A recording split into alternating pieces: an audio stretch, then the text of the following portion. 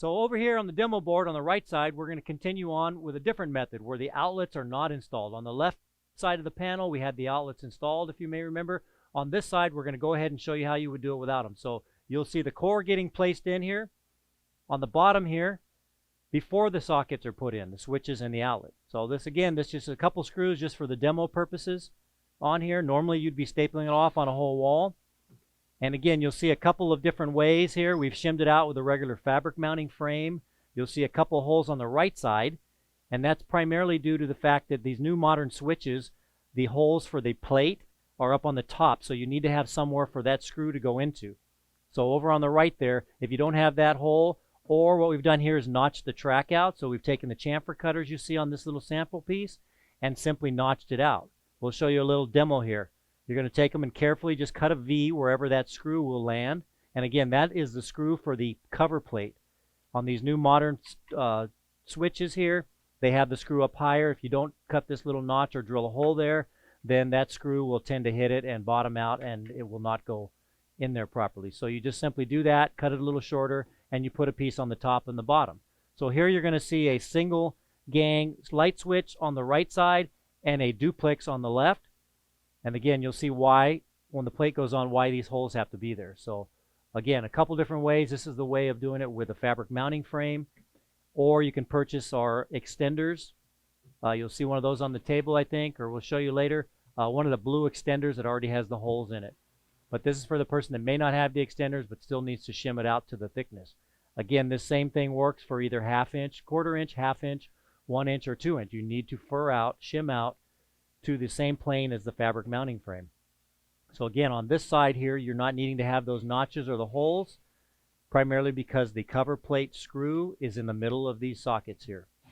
So again, we've already furred it out. Carefully put it in there. Oftentimes as well, you may have noticed the screws are longer. The shorter screws that are in there originally will not work, so you have to go to a little longer screw in there to make it work. So now we're going to go ahead and put the next layer. We're going to show you, just go up this demo board and show you. This is where a thermostat would mount. Thermostats typically are just going to have a wire. So we're going to go ahead and put this on temporarily as a demo wall here. So you would normally have that little brown wire coming out of the wall, and we'll show you after the fabric goes on how you're going to cut around that. So next we're going to jump up to the top. This is simulating what a vent would be like. Many houses still have the vents on the ceiling or on the wall. This is where you would cut out. Here's just showing you an example. We're not going to screw this one in because this is just showing you an example of a rigid core. It's already been pre-cut out. So if the whole wall had the rigid core, you would simply do that. What we're going to do is show you what a soft core, people oftentimes want the padded look and feel. So we're going to show you a little piece of the soft core here. This is what we've talked about in other segments where you don't need to cut it out ahead of time. You can cut it out on the wall.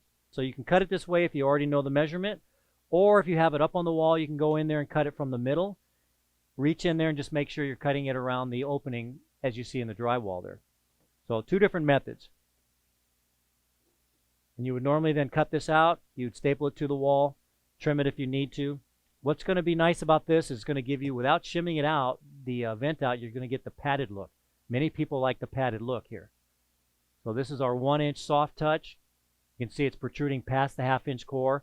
Here for the purposes of the demo, we're going to go ahead and just use a couple of drywall screws to tack it on. You normally would be putting up with a staple gun, but drywall screws, if they're adequate. Be a little careful there, drive them a little slow. They sometimes tend to grab it. So there you go again, just for the demo purposes. If you were doing a larger wall, you'd want to put them on a little bit more.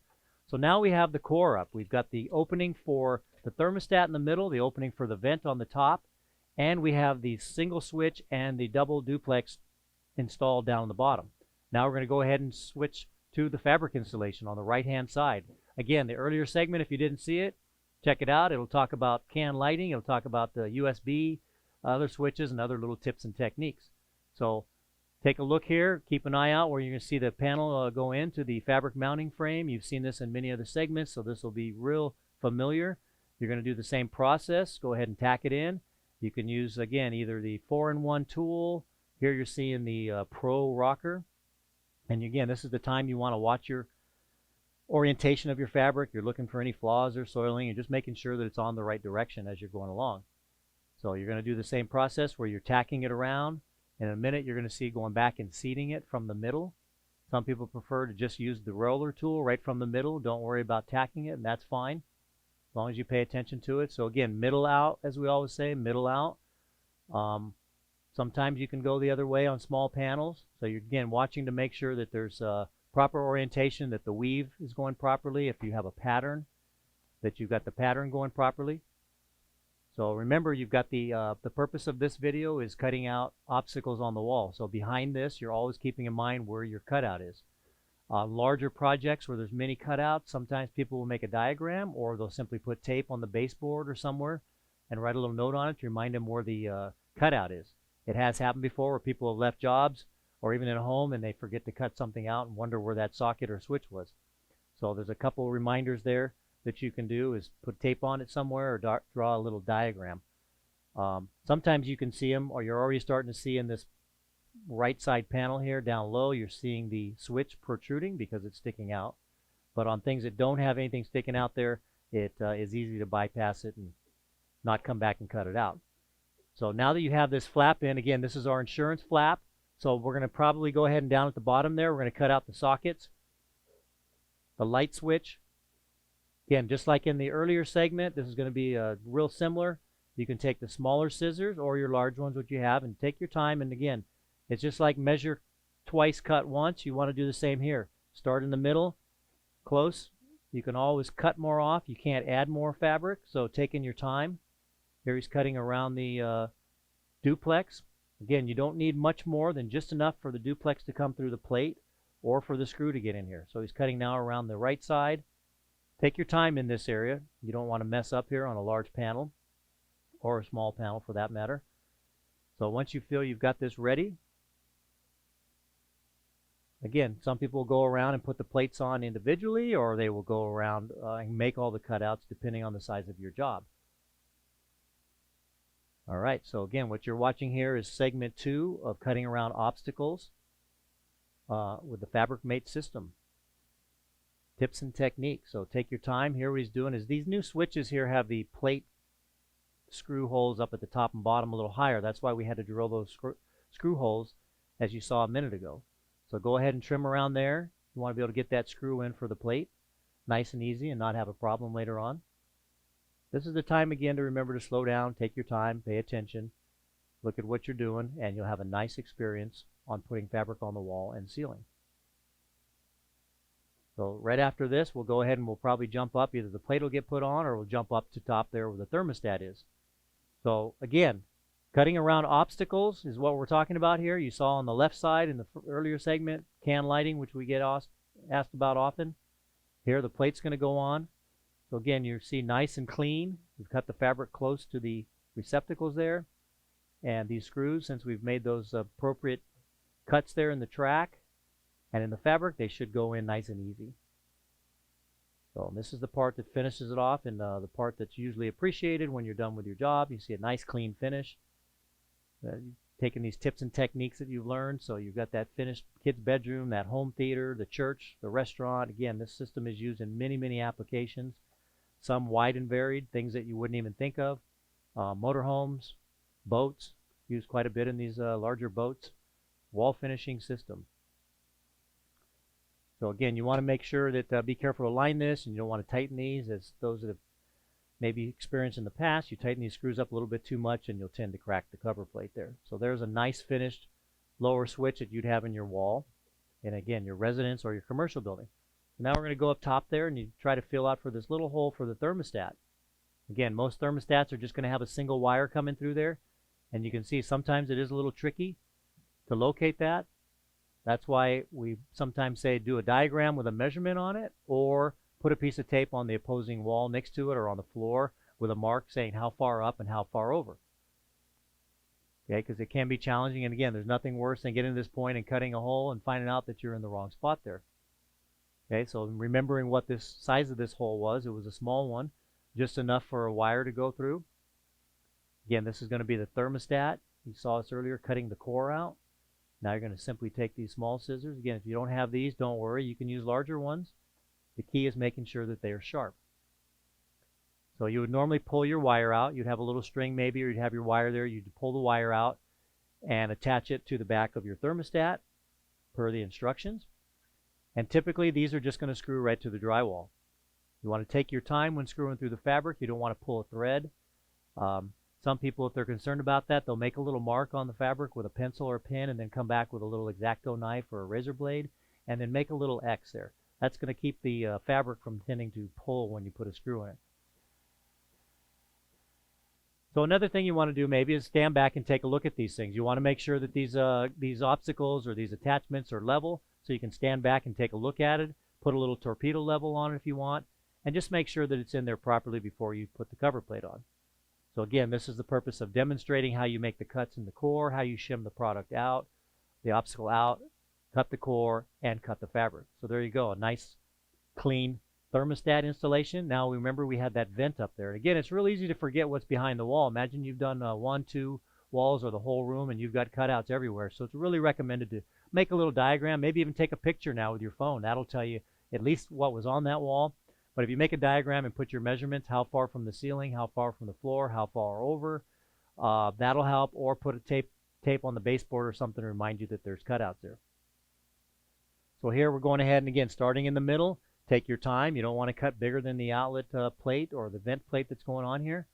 A couple different ways to do it. You can either just cut the whole fabric off, or you may see in this method here where it's just cut and tucked back behind it.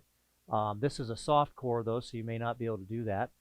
Remember, we went with the padded look and feel up here. So in a moment when you see the vent on and we push this in without shimming it out, remember we didn't use any shims behind it. If you wanted it flush without the padded look, you would put something back there that was a 1/2 inch, just like we did on the other obstacles on the wall here.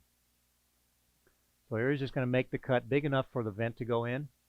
And theoretically, once we screw this vent in, being that there's no shims, it should suck it in and give it a nice padded look and feel. Many people want this in the bedroom, maybe the lobby way where they want to really show that it's a padded wall. They'll go with a little bit thicker padding. Gives it that nice warm padded look and feel. So there you go. Take your time, cut the fabric. In some cases, you may have, and we'll go over these in some other segments, you may have the fabric sag. If you get into a larger panel, you may have that occur. Hopefully here this vent will suck that in. You may lose a little bit of the tension. So we'll talk about in another video. When you get into larger vent cutouts, say 2 times the size of this, we do recommend that you track it out, or you put wood backing there and you staple the fabric to it. So here we're going to go ahead again and show you same tips, making sure that that screw does not pull a thread. You're going through fabric here. If you're concerned about that, you can again pull that back off and make a little pencil mark. Cut it with an X-Acto knife or a razor knife, and you won't have the chance of pulling the thread. So here it's sucking in. You're going to see the last screw going in. Taking your time, and this is where the satisfaction from all that hard work there of putting up the fabric mounting system. So again, this vent may be on the wall, sometimes they're on the ceiling, but this is to give you a tip and technique. So there we go. We have a nice finished panel. We're not going to roll those in right now, but we're going to take a look at that. We've got the thermostat in the middle there. We got the vent up top and the sockets down below. Very nice clean finish. Okay, so now you've seen the obstacles, segment 1, segment 2. We've got can lighting up there. We've got a USB port, a couple different switches, single gang switches, duplexes, thermostat, an air vent. These are the most common obstacles or items you would find on your wall and ceiling, whether it's a residential or commercial application. You may from time to time also come across TV brackets are real popular. We'll be showing some of those in another segment. TV brackets, nowadays with the comm gear, there's a wide range of other obstacles, as we call them, or other things that may need to cut around on a project. And we'll go over those in other segments. If you have any particular questions, go ahead and send us an email. You can go ahead and give us a comment down at the bottom of this video afterwards and let us know, and we'll be happy to answer those. So here we're going to go ahead and finish this off just so you can see the nice clean finished panels that have a representation on here of the most common cutouts and areas where you would need to have a little tip or technique. So we're asked these on a regular basis from the customer out there. How do you cut the core? How do you shim the item out? How do you cut the fabric around these common obstacles on a wall or ceiling? So again, same process as you've seen in other segments where you're going to finish it off. Here it's using the Pro Rocker, or you could use the pro DIY. Actually, how can it be a pro DIY? Why did I even say that? Can't be a pro DIY. What I meant is it's either the pro or the DIY tool. Nice and clean and adequate, any of them depending on your application. So there you go again. You're seeing fabric going into the intermediate joint, double fabric into one channel, nice and clean there, whether it's square edge or beveled. Again, various tools you'll see in different segments depending on what happens to be in the tool bag of that day. So we have a lot of tools floating around here. Again, all of these available at Fabricmate.com, so go ahead and take a peek there. Most of them should give you a pretty good description of when and where you would use those. And you want to make sure you get the right tool for your application. Again, we talked about the compatibility samples in some of the other videos, and that's what's important. If you're going to be doing a certain track, certain fabric, certain tool, try to get the compatibility sample, get the combo of all those items, and try it out on a small scale to make sure that your experience is going to be good. So there you go. You're seeing a completed panel on the right side, green fabric from us there, and a little teal on the left. So again, this is just a demo board, a small demonstration of cutting around obstacles in the residential or commercial market, and nice and clean. So as always, we thank you for visiting us. If you like what you saw, give us a thumbs up, leave a comment at the bottom, subscribe to us, and you'll get all the current videos as they come out. And we thank you for spending time with us today.